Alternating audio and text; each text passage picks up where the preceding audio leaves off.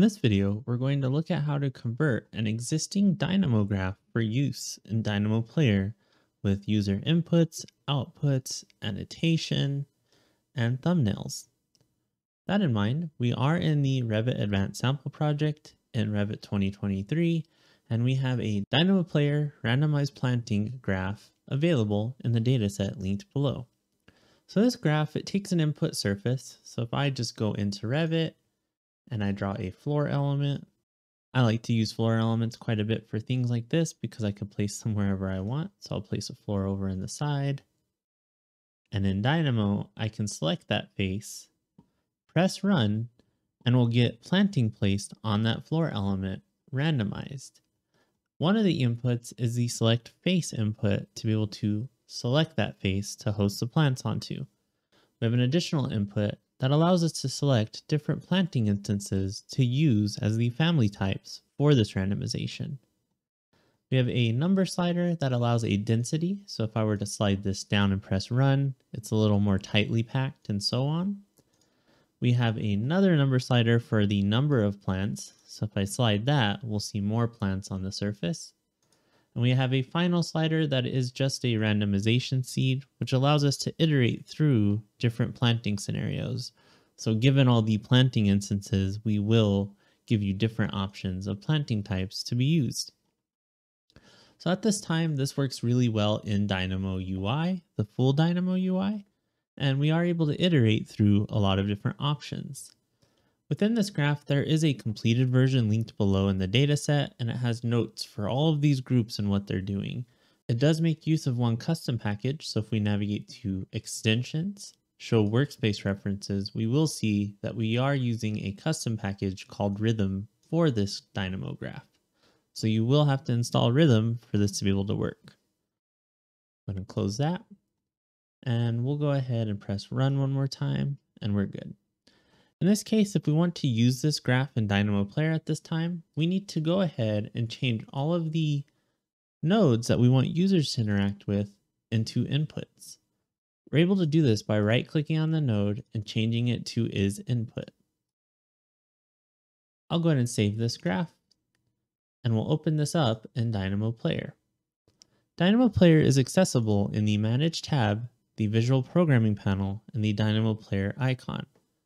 We'll go ahead and click on that icon, and we'll open up this graph in Dynamo Player to see how it looks at this time. So by default, Dynamo Player comes with sample files available to you.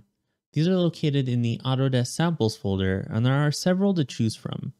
I encourage you to take a look at all these different samples and see the strategies employed to make these happen.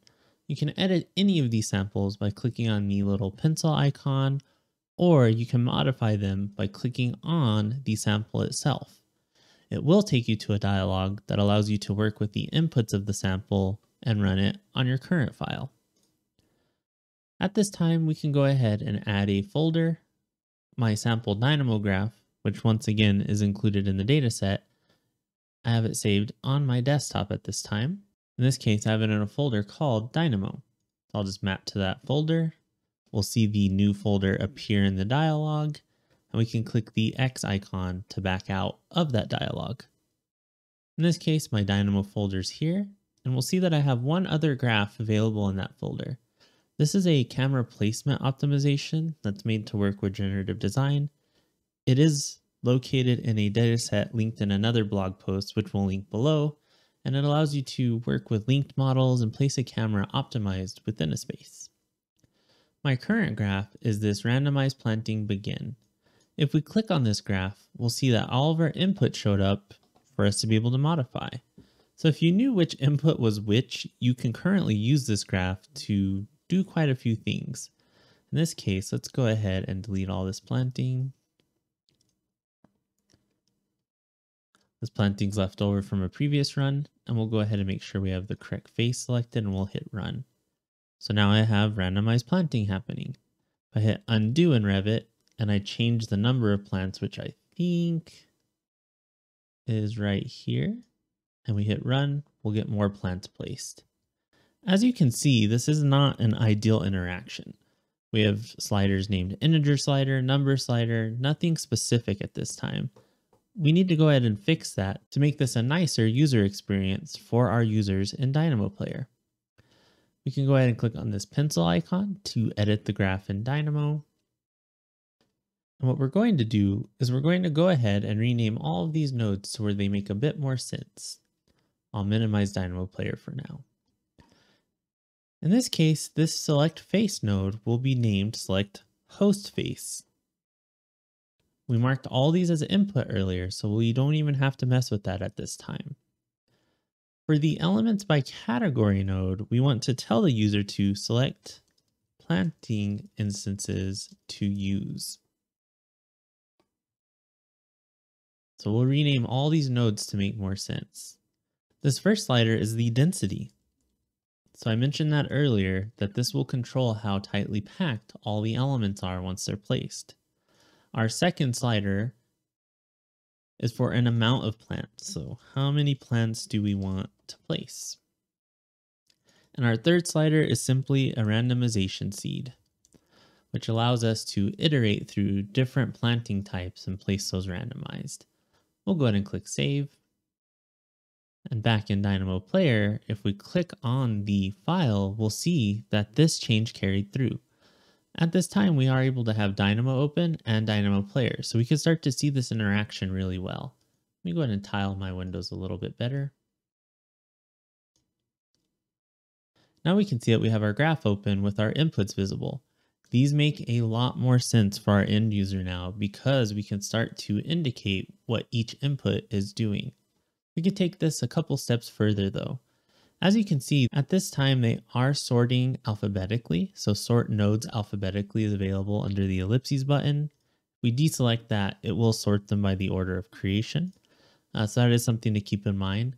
With it being alphabetic though, we can go ahead and modify this to work in a nicer way. In this case, I want my user to select the host face first. So I'm just going to go ahead and add a prefix of 01 to this. We hit save in Dynamo, and in Dynamo Player, we'll notice that update. So select host face is now at the top of the list. That's the selection that I want the user to make first. For my second selection, I want them to pick which planting they want to use.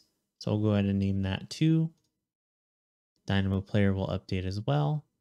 And we'll go through, and all these are already placed in order. So we'll go through and name these all accordingly. So the density is the third interaction I want to happen, and the amount of plants is the fourth interaction. The final optional input would be the randomization seed. Once we hit save in Dynamo, we'll notice that Dynamo Player refreshes, and all these make a bit more sense now. So in Dynamo Player, our end user would know I have to use this input to select a face, and select my planting instances, and so on. The select planting instances node or input is really nice because it is isolating two planting elements. So users would only be able to pick planting for this input. So if I were to hit select on this, we'll see that it won't let me select walls or anything like that. So this is a really nice input and produces a really nice user interaction for our end user. Another thing that our select planting input allows us to do is add a weight to the randomization. So if you were to pick more than one instance of the same type, that one would be more than likely to occur more often. As you can see, I have 3 of these larger trees selected. So if I were to hit run, we'll probably start to see that we have more of those occurring within the randomization. If I were to change this and pick primarily smaller trees and shrubs, I'll weight these medium-sized shrubs a bit more. We'll hit finish. And in this case, I want to hit undo for that planting. And we're going to hit run. We'll see that more of those medium-sized shrubs are going to start appearing on the surface. And we can iterate through as we please. Once again, the randomization seed allows us to slide this around and see new options. So the density and everything else will be the same, but the type of plants that are getting placed will iterate. So that's a really nice feature of the randomization seed. For indicating what the inputs do, we can take this another step further for our end user. So in this case, I'm going to go ahead and hit undo in Revit just to unplace that planting. and we'll tile our windows a bit more. For the host face, it can be a temporarily hosted face, so this floor doesn't need to stay in the model forever. It's primarily just to iterate through and place points on. So we can indicate that to our end user really well by using a note. Notes are accessible under the Edit tab, Create Note button. You can also use Control W on your keyboard as a keyboard shortcut. So what we'll go ahead and do is we're going to place a few notes. If I do a control copy, I'm going to copy a note per input because I know that I want to add some more notes to each input. And we'll start with the first one. In this case, we want to tell the user that this face can be a temporary object. So surface to place planting on can be temporary. That's a note that we have now for this input. In order to add this as a note to this input, we select the node and the note. And when you right click on the note, you can say pin to node. Once we save the graph in Dynamo, you will see in Dynamo Player, we do get a note under the input. This is really nice and it allows you to create interactions that make a lot more sense to your end users. This is great. For the next one, this would be our planting to use. So we are going to say select planting instances in the current model, and it can be weighted by selecting more than one instance of a type. So that's a good thing to indicate to the end user. That way they know how this input works. We'll go ahead and right click and pin this to the node. For our next input, this is the density. In this case, the higher the number, the less dense it is. So we want to indicate that. So we'll say, how dense do you want the placement? And in parentheses, we'll say lower number equals more dense. And we'll pin this to this node as well. Now is a good time to save and preview these changes in Dynamo Player. And we'll see that we have all of these notes that are making this very clear to our end users. For the amount of plants, this is just a number that lets us say how many to place. This is an optional note. We don't have to add this, but it is kind of nice to indicate what's going on. We'll select the node and the note, and we'll pin it. And for our last one, it's our randomization seed. So this is a good chance to explain what a seed is. So in this case, a seed allows us to explore options for family types. And we'll pin that to the node as well. Hit save. Now we'll see that we have all of those descriptions indicated to our end user. At the same time, we need to go ahead and group these items. So if we select all of the inputs, we can go ahead and right click and say create group. In this case, I generally like to use a light pink for inputs, and we'll title the group user inputs. And we'll say modifiable inputs as the description of that group. So this is a really nice interaction if someone were to open the graph in Dynamo as well. With that saved, that's a change within Dynamo, so we're good to go from that point of view. In the same group idea, let's go ahead and clean up the rest of this graph. Along with Dynamo Player, we do want to make sure that we clean up our graphs to make sense to users. So in this case, this section does a randomization. So I'll select those nodes, click on create group. We'll leave it as the green. And we'll say randomization as the title. And the description would be randomizes the family types. We'll kind of clean that up. This section above that performs the distribution of the points. So we can go ahead and group this and indicate that. We'll leave this as green as well, because that's kind of like an action in my mind. And we're going to say place points across the surface with, it's called Gaussian distribution. It's a little bit more random that way. And now that's annotated. We'll go ahead and click save. And the final one would be to create the family instance by the point. In this case, we tend to like to use a orange group for this. So we'll go ahead and click on these ellipses, change this to orange, and we'll say place families. Create instances in Revit. Once again, the complete sample file is linked below. So if you just want to get the final result, you can download that one as well. So now in Dynamo Player, we'll see that we don't have any outputs at this time. We have all the inputs fulfilled with descriptions, good names, all that good stuff. In this case, for an output, we can right click on pretty much any node and say that it is an output. I tend to like to use a watch node for this. So we can go ahead and right click to search for watch, and we'll plug in our result to this watch node. Right clicking on the watch node results in us being able to change this to an output. Once again, we'll double click the header of the node to rename it, and we'll say placed families. We'll hit save in Dynamo, and now we'll see that we have outputs available to us of placed families. At this time, we are in a better situation for documenting this graph, so I'll make sure Dynamo is saved, and we can go ahead and make sure we have a host face selected and run this graph. And we'll go ahead and refresh our selection of all of our planting. When we run it, we'll have some new plants placed, and you'll see all those instances are available to us in this output window. This is really nice because users can now see how many elements they created, get their element IDs, and all of those related pieces of info. So this is a really nice interaction. At a minimum for Dynamo Player, you will want to have inputs and outputs. That way you're communicating to your user how to make the graph work and what the graph is doing. If we navigate back one, we will see that there are a few things missing on this graph at this time. First of all, we don't have a thumbnail and we don't have a description. The name is kind of a just standard name that I use while working on things, but you can make that better as well. So what we can do is go ahead and expand upon this at this time. I'll go ahead and minimize Dynamo Player, and we'll navigate back into Dynamo to further document this graph for Dynamo Player.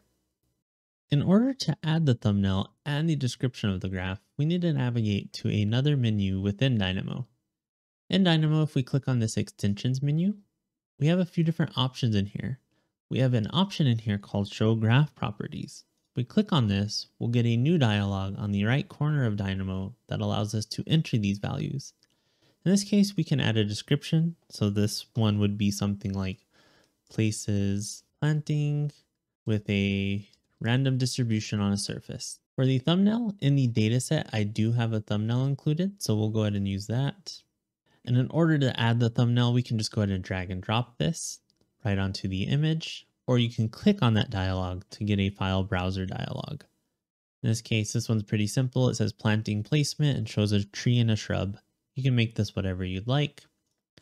For author name, we're just going to put Dynamo for now. You can put your name there. And for learn more, where you can link someone to help for this graph, you can include that at this point. For this example, I'm just going to include the Dynamo forum link, and we'll go ahead and hit save on Dynamo. This time, if I re-expand Dynamo Player, we will see that that has updated with these new values. We have a nice thumbnail and we have a description available to us. These thumbnails are able to be hidden if you select the simplified list option in the Dynamo Player window. All right, so there we have it. Those ones are done. We added the thumbnail and the description. Let's go ahead and rename this graph as well. So I'll go ahead and do File Save As, and we're going to name this Randomize Planting, and we'll name it a little bit nicer. I saved it in the same location, so you will see that show up in Dynamo Player.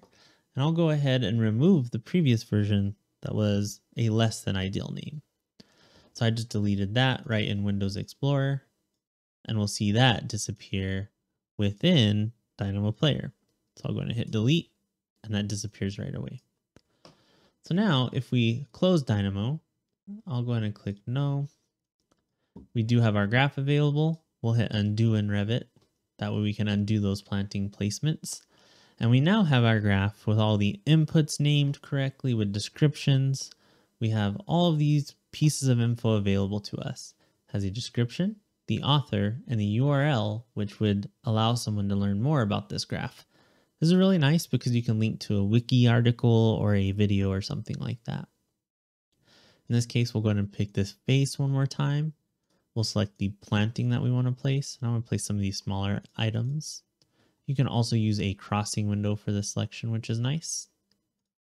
And we'll make it a little less dense and we'll hit run. And we'll see that we have options for us to be able to use. If I try this randomization seed and hit run, it will keep on running. So with that in mind, we do need to hit undo when we create these elements. So if I run it, I can hit undo and change some of those sliders. So Dynamo Player works in this manner to where it creates elements and it doesn't update previous ones. It's an important thing to keep in mind. When you're in full Dynamo, it will update existing elements. All right, so there we have it. That's all the ins and outs of converting a graph to work with Dynamo Player. In the next video, we are going to convert this graph to work with generative design. There are a few considerations to migrate this to generative design, so we'll continue where we left off and migrate that to generative design to be able to create optimization algorithms and really make this graph run in great ways. Thanks for checking out this video, and I hope this helps out with migrating your graphs to Dynamo Player.